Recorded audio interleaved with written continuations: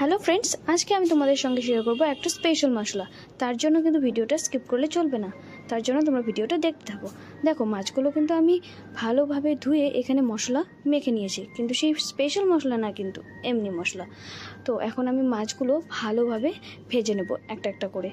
মাছগুলো আমার ভাজা হয়ে গেছে, আর মাছের ঝোল করার জন্য আমি কিছু আলু আর বেগুন আমি কেটে রেখেছিলাম। এবার কড়াইয়ে তেল গরম হয়ে আসলে আমি এখানে একটা গোটা তেজপাতা আর কিছু গোটা জিরে ফোড়ন দিয়ে আমি সেই কেটে রাখা আলু আর বেগুনগুলো দিয়ে দিয়েছি। এবার এই মশলাটা আমি গোটা জিরে আর লঙ্কা কিছু বেটে নিয়েছিলাম, সেটা আমি এখন তেলে দিয়ে এটা ভালোভাবে আমি কষিয়ে নেব। এখানে হলুদ আর নুন একটু এড করে দিয়েছি। এবার আমি যে ভেজে রেখেছিলাম আলু আর বেগুনটা, সেটাও আমি এখানে দিয়ে দেব।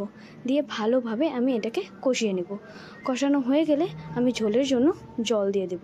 বেশি আমি ঝোল করব না, একটু করব, তাই আমি একটু জলই দেব।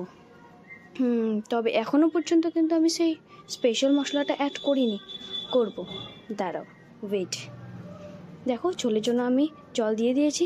এবার আমার জলটা ফুটে গেছে, আমি মাছগুলো দিয়ে দিয়েছি। এবার আমি স্পেশাল মশলাটা দেবো। দেখো, দিয়ে দিলাম।